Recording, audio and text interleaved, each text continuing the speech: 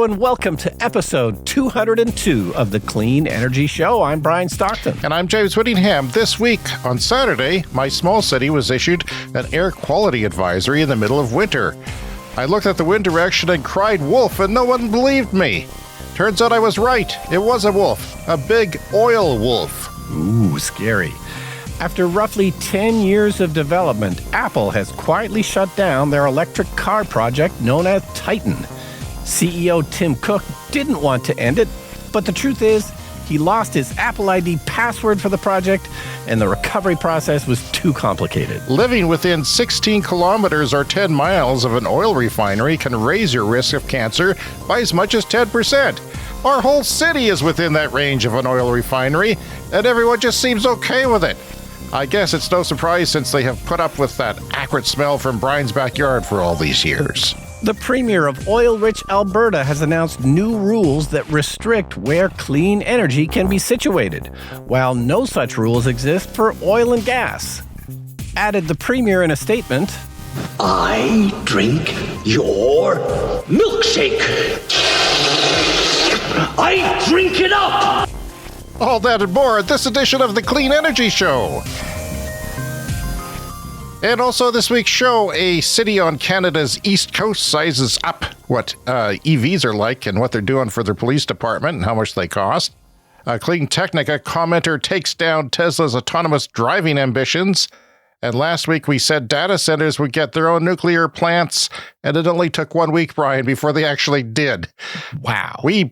We predict the world here. The future is predicted right here on this podcast.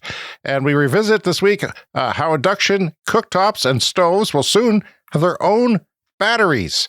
Brian, you've got little or nothing in your personal notes here of what's happened to you this week. How you've had a boring week or what's going on? It's a boring week. I mean, we do have an issue with our heat pump, our cold weather heat pump, and we're trying to get that resolved. But at this point, it's just kind of a waiting game. So, nothing to report really.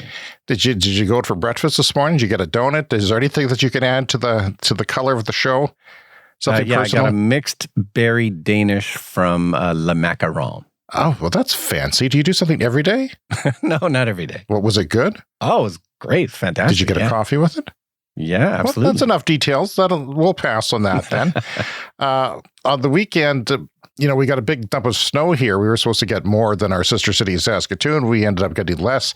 My son's up there, and he lives on a crescent with his great uncle. And the CAA guy, which is like the American Automobile Association guy, was driving down the street in a van, and it was just this young guy, think teenager with pimples on the Simpsons character, and he got stuck, and he was stuck there the whole day. And my son spent an hour trying to get him out with other people, and it's basically like King of the Hill there. It's all these neighbors are ensconced in their old ways, and they're all old because of the age of the neighborhood, and they could not get him out, and he kept getting stuck, and they kept criticizing him. And I guess they had the snowblower, and my son actually inhaled the snowblower exhaust for an hour, and he got sick afterwards because he has asthma. And, that's not something you want to be doing, obviously. But it's got me to thinking, as batteries improve for EVs, they improve for everything. So if you have increased energy density and falling prices, well, there'll be no excuse to have a gas power snowblower within a few years. Like right now, I've tested them. They're good. I've watched tests of the $3,000 models. They're good, but they're not quite up to par what a snowblower does. However, I bought, because of poverty, a plug-in snowblower a couple of years ago. And we don't use it very often. We don't get that much snow here. I've got that cordless snow shovel. Works great too, by the way. Yeah. The only thing is you can't aim it. So I always blow snow on my neighbor's driveway, and they don't like that. It's hard to, you can't go straight down the public sidewalk because it just shoots it to your neighbor's public sidewalk. I want it to turn slightly and shoot it out of the street. Anyway, it's all good because I used it and it went through snow like a hot knife through butter. Like it just...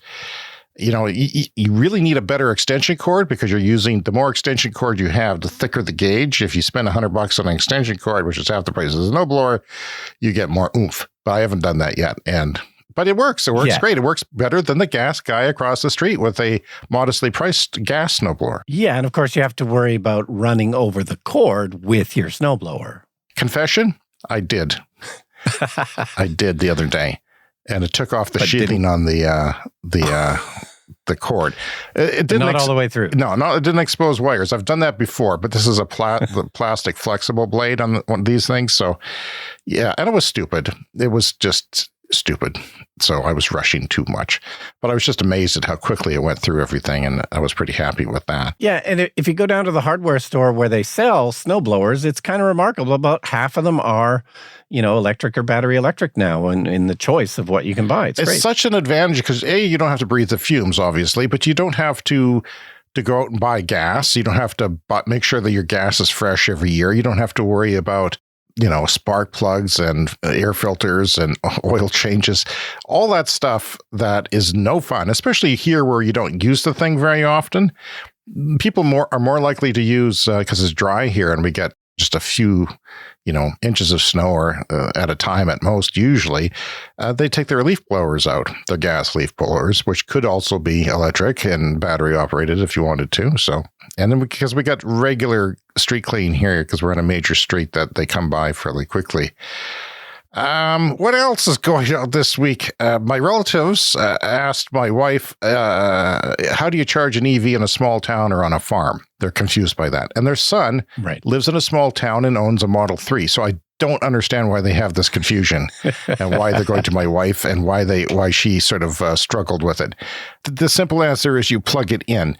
I guess this implies that they think that you need a giant super connected to God charging station that runs off of lightning in order to charge your car. And that's not the case because people, I think, just assume, and maybe people listen to the show, some of them will assume that, electric car takes a lot of juice to move a big vehicle down the road. You must need a big power. But I actually charge one of my electric cars with a household outlet, which is called Level 1.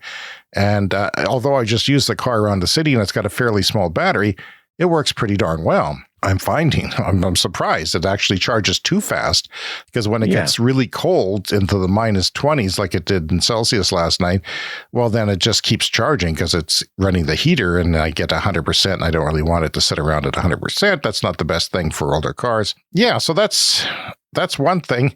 But basically, it's like a home. I assume they have electricity on the farm and in small towns, you would plug it in. I'm assuming also that you would have longer commutes if you're driving around out there. You're not just going to the grocery store, you're doing longer things. So you probably want a level 2, which is 240 volts, which is easily done if you can spend a few dollars having one installed. Otherwise, you'd have to... depends on what your use case scenario is.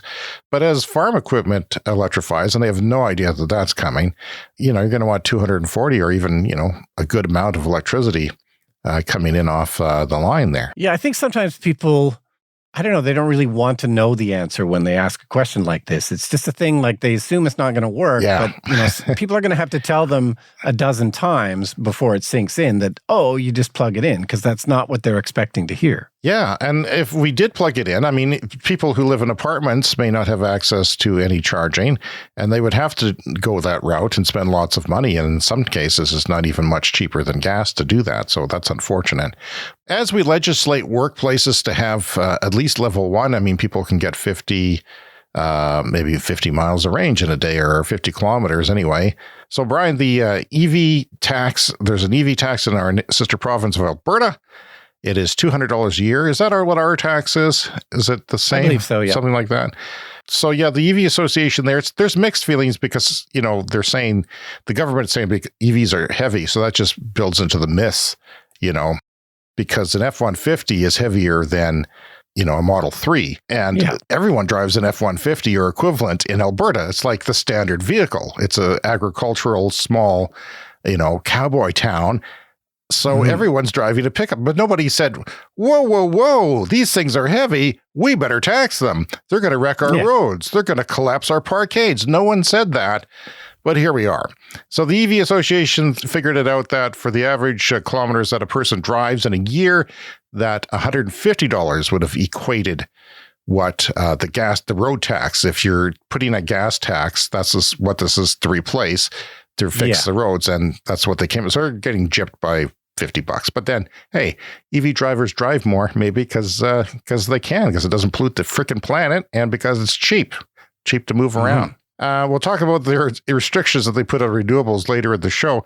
The Tesla Ford charger rolled out. Did you see that? That was since our last show, right? I mean, Ford is influencers have had access to from Ford vehicles to the network. But what I thought was interesting, and it's going to take some time, I've heard from insiders that have been talking to the companies that this could take 7 months for people to get their charger. Ford's giving out free chargers for their modern EVs, not their older EVs. Adapter, the adapter, right. Pardon me, the adapter, so that you can walk up to a Tesla station.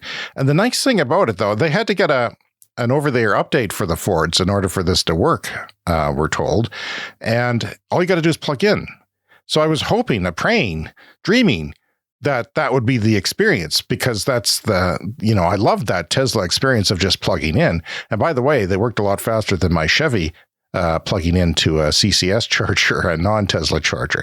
So, I don't know. We can see with my car, we'd have to go to the dealership to get it updated if it needed one. But then again, we're already working on a network. So I'm hoping that maybe we won't have to get it updated. Also hoping, of course, that they'll send us a free charger, because I don't want to spend money on it. But yeah, that would be a beautiful thing, because, if I went to a charger, a lot of the chargers that I go to on my trip, say, to Calgary, they have Tesla chargers right next door on the same lot, because there's a government incentive for Tesla. They'll get some money from it for putting up the chargers if they put up non-Tesla chargers, so they have on the same lot. So if they were full, I could just, they'd be cheaper than the Tesla, so I could just go to the Tesla. Although some people have posted videos about long lineups, at Tesla chargers that are just Teslas. There are some chargers that are fairly busy, so those ones are not gonna like us 50 kilowatt charging bolts coming up to the trough and sucking power. And there are a few apparently busy Tesla supercharger stations that are already too busy. So those ones are not yet going to open up to non-Teslas. They're going to leave those ones for now. So I had a Twitter poll. Should I tear into the Saskatchewan and Alberta governments, or should I ignore them? I feel like they're bullies that need to be ignored. And everybody said tear into them. It was I forget what it was. It was like 82% or something. So I have to mention that we have a carbon tax in Canada. And it's been fine since, 2015, when they originally ran on having that. And it's not a carbon tax, as our listeners will say. It's a pollution pricing or carbon pricing. It's been called, even by the media, a carbon tax. So everybody says, well, tax bad, inflation's happening, we don't want this. And my neighbors that were asking about the car, where they charge it, they have a farm, and, they claim that the spikes on their cedar or something has been subject to a carbon tax and has gone way up in price. So there's a lot of BS going around. I don't know what the carbon tax is on a piece of metal, but it's not that much. You didn't make 6 tons of pollution to make a little spike on a tractor implement. So I'm not buying that. But of course, everyone is now, the government everybody's against it. And our province, Saskatchewan, is saying we're not going to remit our tax to the government. So I'm not going to get my cushy rebate, which I rely on as a poor person. Big fat check comes to James as if I drive 2 SUVs and don't have solar on my roof. And I go all laughing all the way to the bank. Yeah. Well, the good news is that now that the provincial government has decided to break the law by not submitting the federal carbon tax, that it's it's the purge. We can do whatever we want. Well, that's just it, Brian. If it is the purge, I'm not ready. I've got to go to Cabela's and get some crossbows or something, because I don't want to be unarmed during the purge. But apparently the premier breaks the law, and he is literally breaking the law. So we can all break the law. If I get a speeding ticket, I'm not paying the damn thing. There's no way in hell. Why bother? I'm not ready, because it's not fair. That's what he said. Yeah. If it's not fair, you don't pay. So I'm not going to pay. You know what? You could probably get a lawyer to argue that point in court, and you might even be successful. That's the thing. That's where I'm going to go murder people right now. I just try to decide who I like the least, and I can't figure out who. But I'm looking at you, Jay. It's a long list. I do have some banks to rob, though, because my eaves trough fell off. And it's 6,000 feet in the air. I can't possibly go up. There's ladders that are not rated for my weight. I can't rent a bucket truck. I don't know what to do. It needs somebody to go up there. And I know what, if I get an eaves trough company, they're going to say, well, 15,000 to do all the eaves troughs. They're going to try, convince you to replace them all. Yeah. That's not going to happen.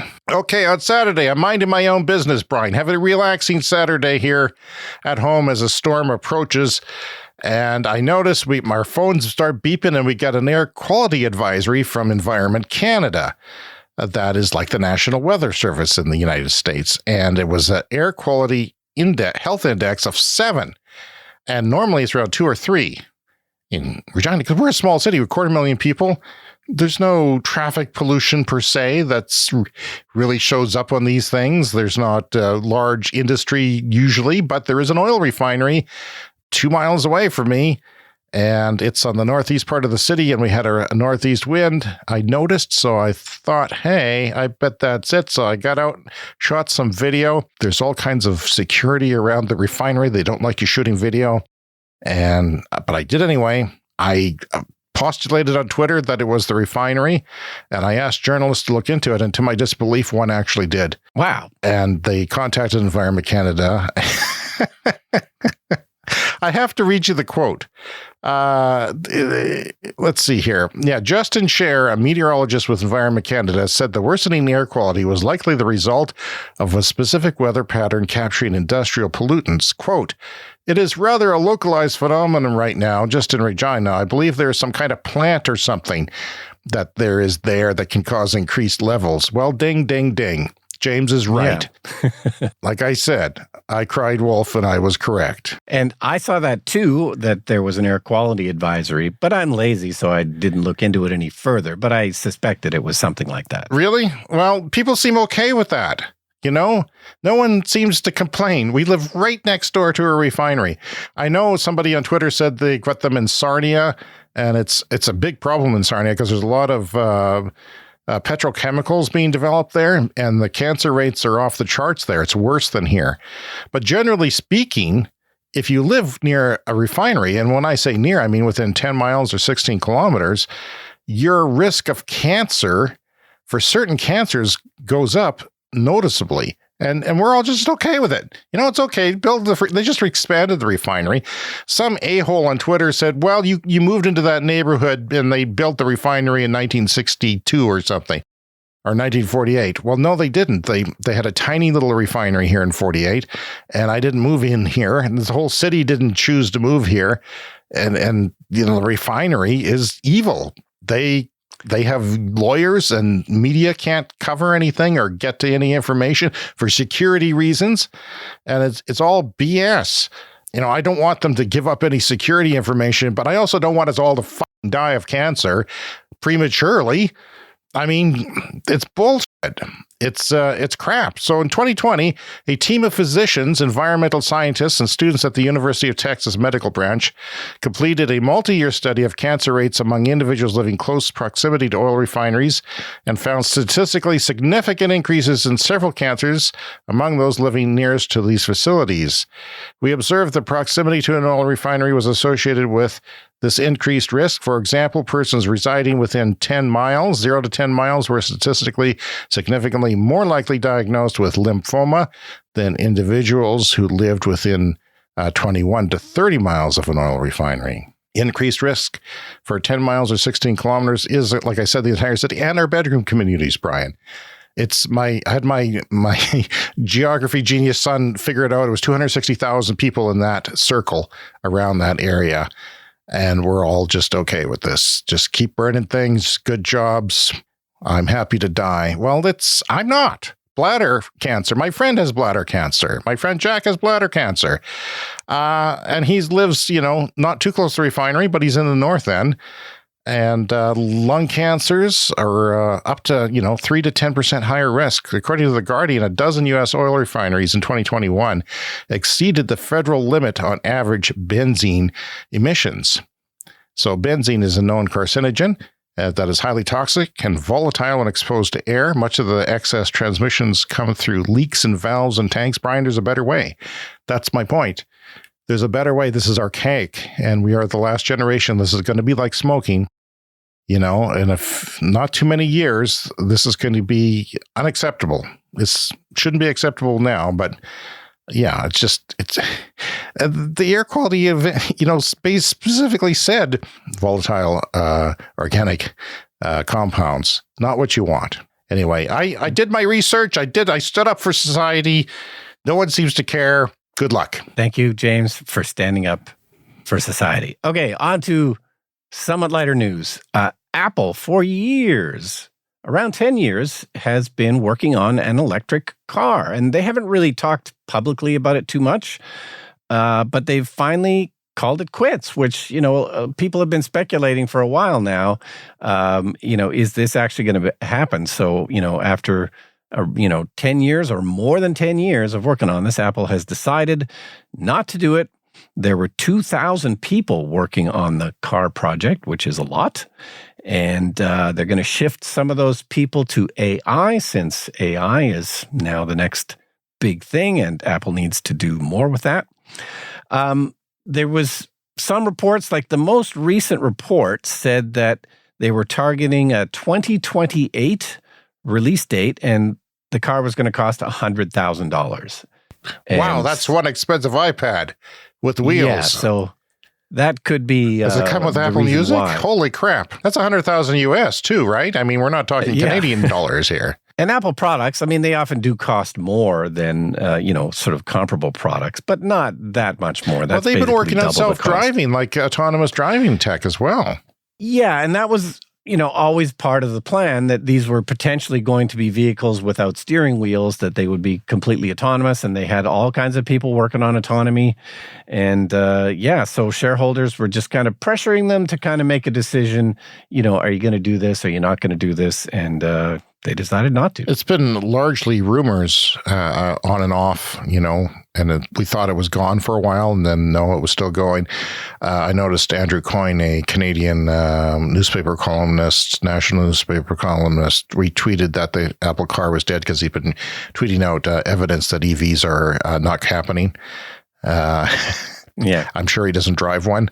He doesn't know anything about it, and probably hasn't reached out to, say, Bloomberg or somebody else, which he could perfectly well do, and get information about what's actually going on. 1 in 5 cars sold are electric. That's what's actually going on. Thank you. There you go, Andrew.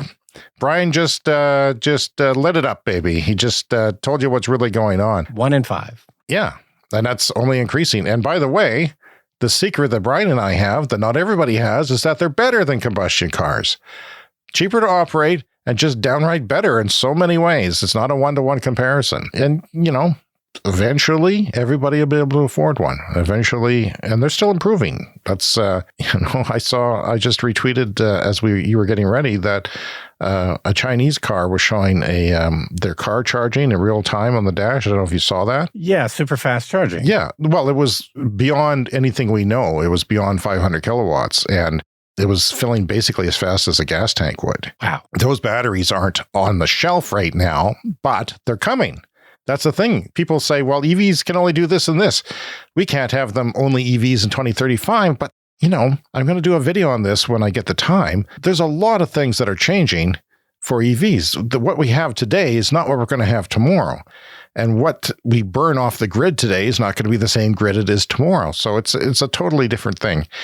In Bridgewater, Nova Scotia, this is from a Facebook update. This is very unusual for us, but I thought I would highlight this because a Nova Scotia Police Department, I believe he was the chief, had an EV update for the community. I think it's like 8,000 people. It's a small city. And he says, in short, our EVs, they have 2 EVs, okay? I think they got a Mach-E and a F-150. The F-150 does more work, but they're used around the clock. And he says they're fine. He says over and over, like 4 times, they're not for everyone. And he said, don't give me myths until you read this story. Several times, like he's really, a small city, you're bound to get lots of misinformation on Facebook, of course, because that's where people full of wonderful information dwell. And he had to disclaim it, like, almost as much as he wrote about how good they were. There was half of it was disclaimers over and over again. The town will, in fact, likely save more than expected when they initially bought these vehicles, making these cheaper to own and operate than their gas counterparts. And guess what? That saves the town money. Or the city money. Both EVs are working flawlessly, he says. Their operational uptime is the same or better than their gas equivalents. Charging is a non-issue as they are regularly topped up whenever they are at the station. This actually reduces officer downtime as they don't need to stop and fill up at the gas station. This would be true, Brian, for all kinds of purposes for fleets. If you have a business, as a cable company or a plumber, the downtime, you're not spending time filling up your tank because you're doing it whenever you're at the office. So both the Tesla and the Lightning, it's a Tesla Model 3 and a Lightning, pardon me, they cost more than their combustion counterparts when they bought them. They've gone down since then. But the expectation is for the Tesla that it would save $5,000 per year, meaning that it would, before the end of 3 years, taxpayers would say a net savings of around $15,000. But I know that they're still complaining about it on Facebook. Doesn't matter that that your taxes are getting saved and it can go to something better. For additional details, it has cost only $625 in electricity to operate the Tesla from March 23 to February 2024. To give you some perspective, this particular vehicle costs the same for 3 months of use charging as 2 shifts, 24 hours, of operation of the gas Durangos. For this vehicle, 1 month of use costs the same as 2 shifts. So that is very impressive, and that's real world, okay? This is not on paper what we think we're going to get. This is what's actually happening. He says in terms of dollars, we are looking at over $10,000 a year in savings for this vehicle, which means we'll net to taxpayer almost $30,000 in savings over the lifetime of this vehicle, which is definitely not an insignificant amount. Imagine if they were all electric. For the Lightning, it's costing us an average $50 per week to charge. But this vehicle, he says, remember, is being driven constantly. Yeah, police cars are a really good choice to go electric for many reasons, but, they're often just idling, waiting somewhere to give people tickets or something. And, it's the perfect use case, but then also a lot of miles, and the more miles you drive, the more you save with electric. And they'll be doing lots of idling as the purge takes place, as lawlessness takes over our province here in Canada, because the premier has decided the laws don't mean anything. This is the Clean Energy Show with Brian Stockton and James Whittingham. Okay, speaking of laws, we have some new laws in Alberta, and I don't want to spend too much time talking about these jackasses. I know it's true though. I mean, they don't deserve our attention. No, we're better than them, Brian. We have many political leaders that are basically trolls, and I don't like to feed the trolls. No. But in Alberta, they've got new rules. Around 6 months ago, they posted a moratorium on new clean energy projects because they were all worried about them, and so they've come up with new rules that will block renewable energy projects on prime agricultural land and limit the placement of wind turbines to preserve pristine viewscapes. 35 kilometers of a pristine view, 20 miles or so. Yeah. Now, Alberta does have a lot of really nice, beautiful vistas and landscapes. And sure, you wouldn't want to... Do you know what they're obstructed by? Pump jacks for the oil industry. Yeah. They're everywhere. When you drive into Banff, one of the most beautiful places in the world, there's a factory for cement and lime mining. I remember once, many years ago, I took a ferry from Vancouver out to Vancouver Island, and I was very surprised to see clear cutting of the forests on the side of the mountains that you could see from the ferry. And that just seems so dumb to me. Like if you're... people are always worried about too much logging. Like, why would you put it in plain view of everybody riding the ferry? But nobody wrote up a law to stop that from happening. It's insane. Of course, it's insane. It's stupid. Now, the thing is here, Alberta has the largest clean energy industry in Canada. Things were taking off because of the way their electric system is made up. It's good for private enterprise. Now they're saying private agricultural land can't be used for this. Well, is it not going to be used for oil either? Because there's lots of oil in agricultural land. Oil uses 125 times the footprint of this stuff. This has been studied by Pembina Institute in Alberta. It's BS. And, I would rather look at 100 miles of solar than one lousy goddarn pump jack, because they're ugly and I know what they represent. They represent death. Yeah. They're the Grim Reaper. It is remarkably similar to what's going on in Texas and Alberta, very much the Texas of Canada, ranching and oil and whatnot. Texas has all kinds of clean energy going on. And, it's a little bit different, but the politicians are often talking down clean energy, but there's enough of a free market that it's going on anyway. Yeah. It's stupid. If you're a farmer, if the world was free and the government was out of your business, it would let you do whatever the hell you want with that land. But no, not if it's clean, not if it insults the oil industry. And, it's not going to make a damn bit of difference to the transition away from oil. It's one province. It's not going to make a difference. It's not going to slow anything down at all. What it's going to do is it's going to kill jobs, it's going to kill investment, and it's going to keep people away from investing. They're not going to move their companies. Like I've said before, companies are very cognizant of their carbon footprint. Are they going to go to the land of the oil sands where renewables are not welcome and they're not built up enough to supply energy for, say, Amazon or whatever?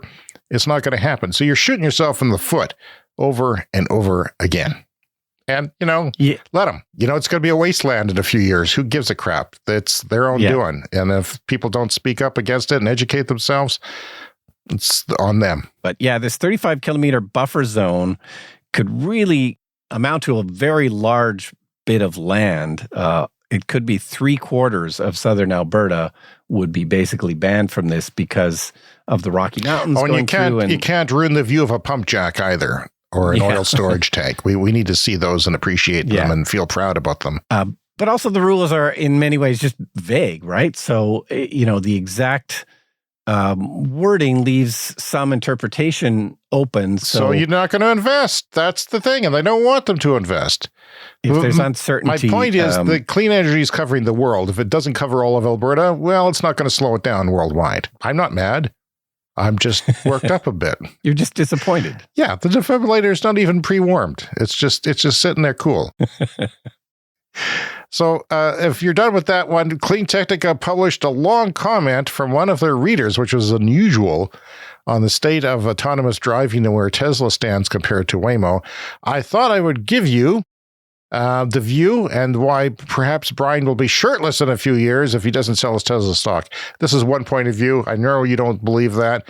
The guy's name is Charlie Doyle, and he feels that Waymo, that's the under the Google umbrella, the ones that are not shut down in California and Arizona and have robotaxis operation for no drivers. And I keep repeating this because people are constantly surprised. You mean there's robotaxis that actually exist that don't require a driver?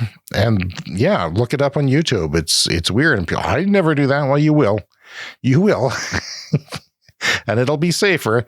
So Waymo is at 9 million real robotaxi miles and counting. And it seems like, Teslas can't do much right now. They can't do 9 million miles without, killing a herd of buffalo or something. They're going to do some bad things if you let it go. So neural nets, he points out, and large language models are used by every AI company. Now, the thing is, we thought that Tesla is using AI. It's just going to have this really smart AI that's going to use a camera. And his point is, well, they're doing that too. They have the top AI in the world, some of the people, and they've invented some of the things that are even used. And he said that geofencing with maps, that's been kind of like, well, you have to geofence yours. When Tesla becomes all-knowing, it's going to be able to go anywhere. That's the dream. And he says, well, they're not going to get licensed if they're not geofenced, if they're not certified one jurisdiction at a time. And that's going to take some time too, just like it will for everyone else.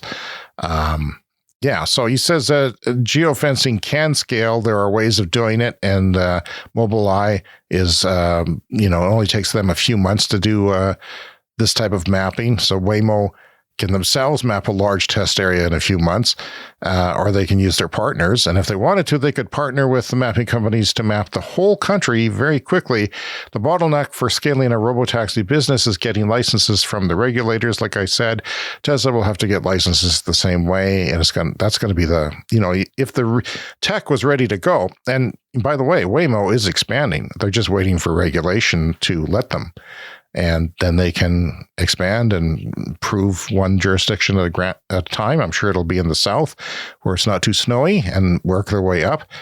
And the hardware on these things, Brian, is huge where they disappear into the Tesla. They're tiny on the Tesla and just part of the car. He doesn't see that. I don't see that as a problem. Other than the fact that it might cost more, I don't care that my robotaxi has a big, unit on top. If it's going to keep everybody safe, I don't care.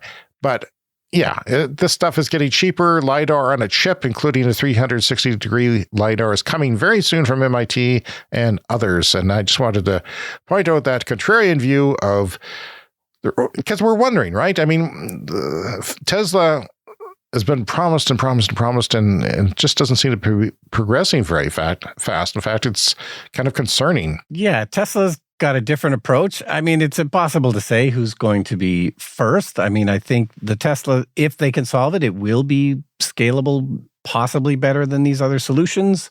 They've got the most data because they've got the most cars on the road collecting data. So if it turns out that driving data is one of the key components, then Tesla's got an advantage there.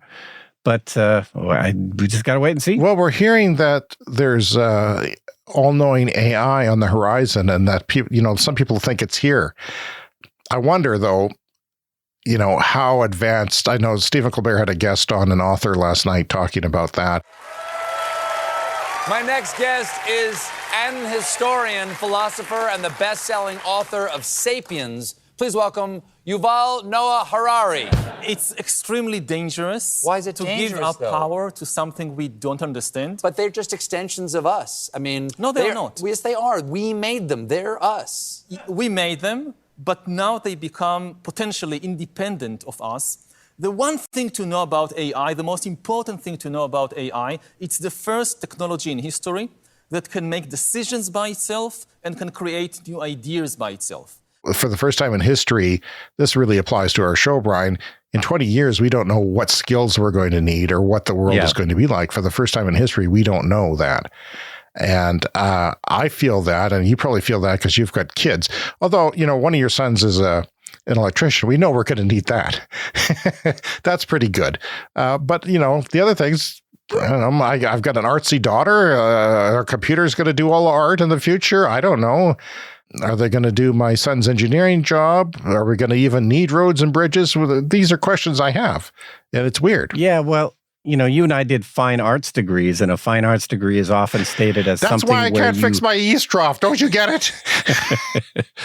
But the idea behind a really good fine arts education is that you learn to learn. You learn to think. Like, you don't necessarily have the kind of skill where you can walk into a building, but you should have the problem-solving skills to solve lots of things. But if AI could just do that, then that's pointless too. Well, I wonder if advances in AI won't solve, just move over into the automated driving sector.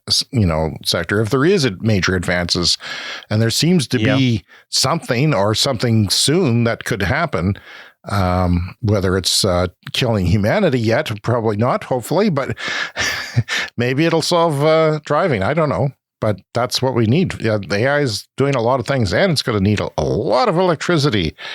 And that brings us a smooth transition to what we said last week, that this type of thing was coming, that huge data centers like those for AI will need their own nuclear plants because they need so much power that this could be the nuclear renaissance, because these companies could just buy their own reactors for billions of dollars and essentially pay a green tariff to get their 24/7 clean electricity, which they all want to do by 2030. And here we are. A week later, there's an announcement that one of the U.S.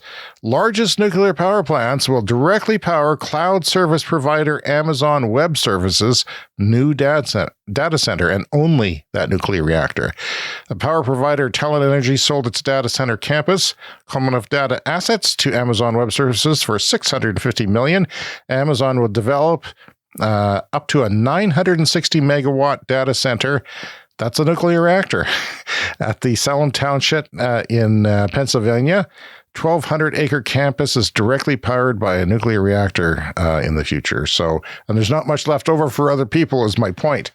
You know, they're just going to sell it to Amazon. So, yeah, every aspect of society is going to need more electricity. And yeah, all of this computer data centers and AI, it's we're going to need a lot of juice for that. And speaking of juice, from Electrek, induction ovens with batteries. This is something I did not expect to see coming, but I'm a big fan of induction cooktops. We have one in our kitchen. We got rid of a gas hookup to put that in.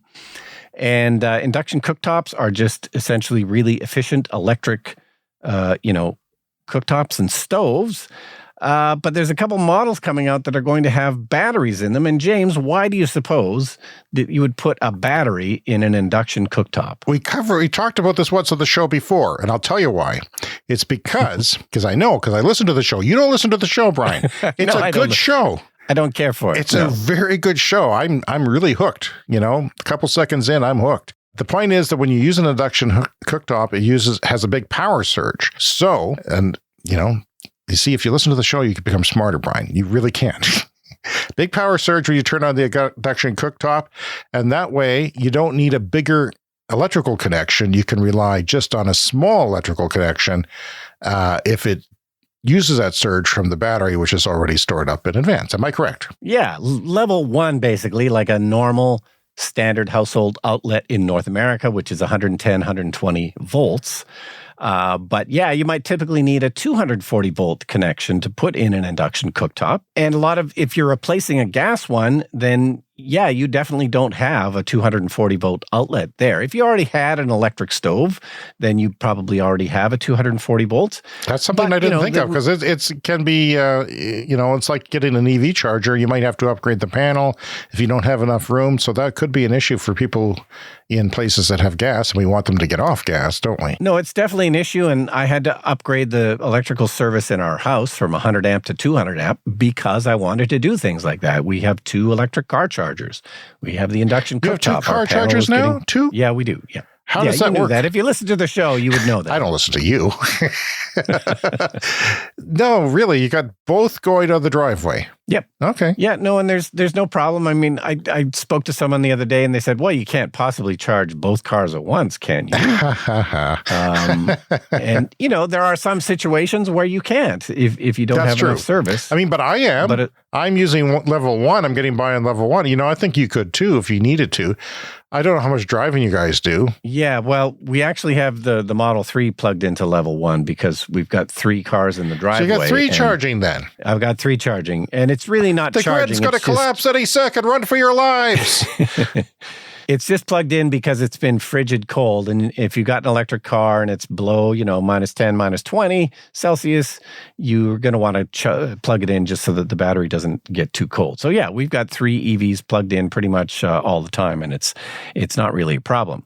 So one of the nice things with these battery cooktops is this all counts towards the Inflation Reduction Act rebates and bonuses that you can get in the United States of America. So you can get one on the induction cooktop, and then if it's got a battery, you can sometimes get a rebate on the battery as well. There's a couple of different ones that are coming out. These are not quite out yet. There's one called the Impulse Labs cooktop. This one is $5,500, so it's not cheap, but it comes with a 3 kilowatt hour battery in it, which is, what is that? About the third the size of like a Tesla Powerwall, like a home battery would be maybe 3 times that size. But you sort of charge up those batteries when electricity is cheap, and then it can dispense up to 10 kilowatts of power, even though it's only plugged in to a normal, 120 volt outlet. It stores all that energy in the battery. My guess is you'll never know it's there, right? It'll just be integrated into the machine. It'll just be part of life in the future. It'll be seamless. No, it's a 1.5 kilowatt system that can output 10 kilowatts of power, which is pretty great. Now, there is one that can also do a 240 volt. There are possibly ways that these could also be used as home backup, or at least backup for your stove so you can still cook during a power outage, or you could maybe back up your refrigerator as well. That's maybe not enough to run the whole house for very long with a battery that size. Yeah, well, that's interesting though, because if most power outages in North America are, well, in urban areas, brief, right? Usually. Yeah. Unless you're talking about a hurricane, then that's a different situation. And there's lots of people who are in our listening distance who have suffered from hurricanes, that's for sure. But you would be able to, I'm thinking of myself, you think, oh, darn, we can't eat anything now. We have to have something that's cold. And if we open the fridge, that's no good. But at least you could cook. If it's down for a couple of hours or something, you would be able to cook. And that's pretty cool. No, that's great. So there's another one coming out. Channing Street Copper is another company. Theirs is called the Charlie Oven. This is around $6,000. But again, you can get rebates for these. Through the Inflation Reduction Act in the U.S. This one has a 4 kilowatt hour battery, and it also has an oven. It's a cooktop and an oven. It's a full stove kind of thing. You could, 4 kilowatt hours is getting up there. But, each component of this, the battery and the cooktop, can possibly qualify for, a rebate through the Inflation Reduction Act in the U.S. We've charged our cell phones on my bike battery, my e-bike battery, which is, I don't know, is it half a kilowatt or something like that? Let's just say it's half a kilowatt. And it's got a USB port. So yeah, that was just one of those things that you can do. And sure, you could charge your cell phones off the stove too, I'm sure, or run a light or whatever you want to run. Maybe you've got a whole grid connected to your outlet on your stove with a bunch of extension cords trying to power you through the night or something. Yeah, but, we're going to have to electrify so many things. And one of the roadblocks is going to be, there's not going to be 240 volts everywhere. So we've talked about like heat pump water heaters that do the same thing. They can run off a normal 110 volt thing. So this is definitely going to be a piece of the puzzle in the next decade or so as we transition to everything electric. So the city of Boston is going big on charging. Yeah, so this story from Electrek, city of Boston is going to put in 250 curbside EV chargers. So they've got a plan in Boston. They want every household to be within 10-minute walk of a public EV charging station. Well, that's interesting. Yeah. So to accomplish this goal, they figured, well, we're going to have to do curbside. So this is the thing we've talked about. I saw some of them when I was over in the UK. You can often work off of the existing, streetlight infrastructure or something like that. So the city itself is not actually paying any money for any of these. They've just opened this up to a couple of different companies that are basically getting the contract. This is going to be a for-profit business. They're working sometimes with, there'll be a business or something that they will run the line from a business, and then the business shares in the profits. It's not going to cost the city of Boston anything. They're hoping that this is a viable business model for these companies to provide this curbside charging, which will not likely be the, level 3 super fast chargers, but, the slower level 2 ones, which are perfect for, if you need to park on the street for a while. Well, that's different, isn't it? It's time for the lightning round. The lightning round is a fast-paced look at the latest headlines in climate, clean energy, and transportation. The growth of clean energy technologies, including solar, wind, and nuclear power in recent years is having a major impact on CO2 emissions. Without them, the IEA says the rise in emissions since 2019 would have been 3 times higher. So that's good. This is just the tip of the iceberg. We're just getting started. Yeah, every once in a while you do hear a depressing report that, maybe emissions are not exactly falling worldwide. They're still kind of climbing up. But this report suggests that the climb would be much worse if we didn't have those clean technologies. Ford's EV price cuts of recent have boosted demand of their all-electric cars because their sales have climbed 80% in February. Google-backed EV charging startup Gravity opens up fast public charging networks in the United States at 500 kilowatts. If you're wondering what that is, you don't have an EV, you're new to all this. If you charge at home, it's about 1 kilowatt. If you have a level 2 charger, it's about 6, 7, 8 kilowatts, up to 19 potentially, but not usually.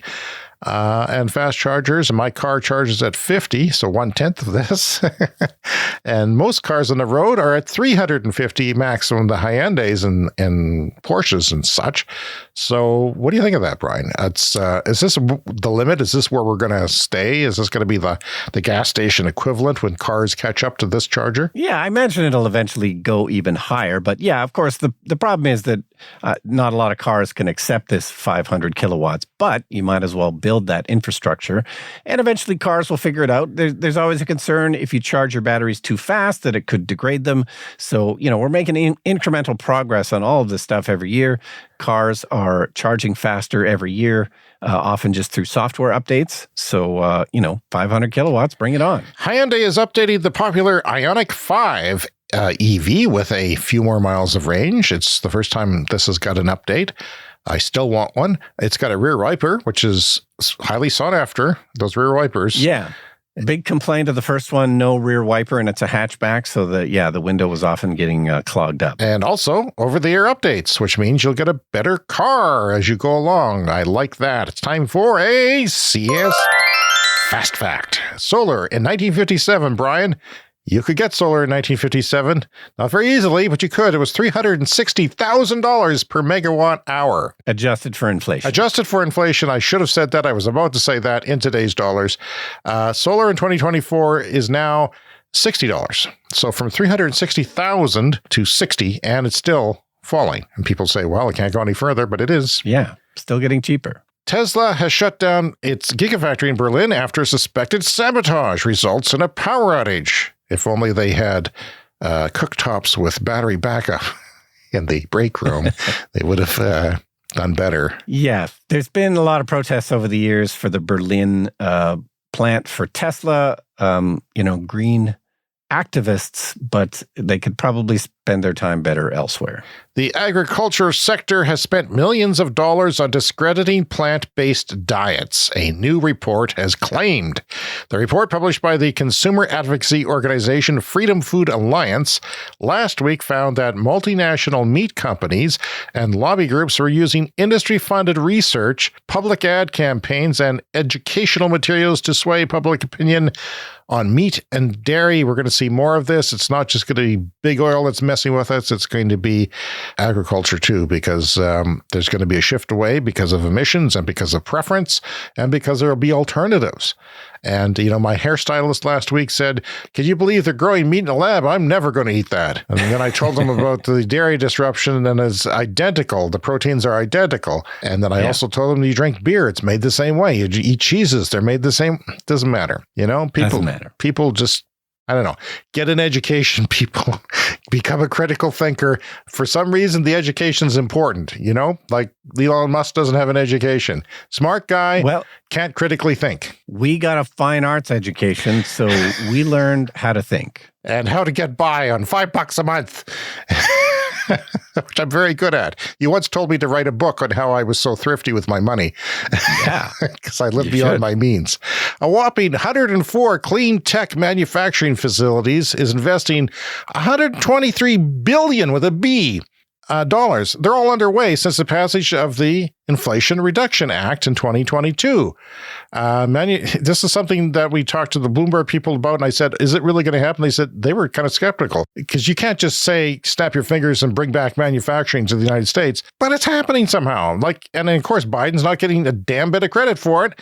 Manufacturing projects include 34 solar factories, 34 battery factories, 14 wind factories, 14 EV factories so far, and 7 electrolyzers for hydrogen conversion. So if anyone else did that, they'd give them a cape, it's just their communications are not working, or people just don't care.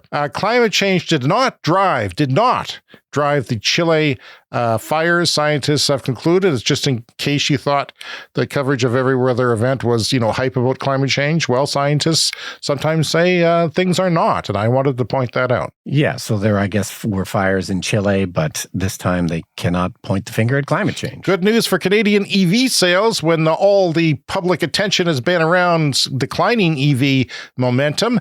In 2023, battery electric and plug-in hybrid electric vehicle registrations actually increased at a higher rate than they did in 2022. 48.9% year-over-year growth in 2023, which is pretty healthy. That's only compared to 38.8% year-over-year growth in 2022, Brian. So that is really good news, hot off the press.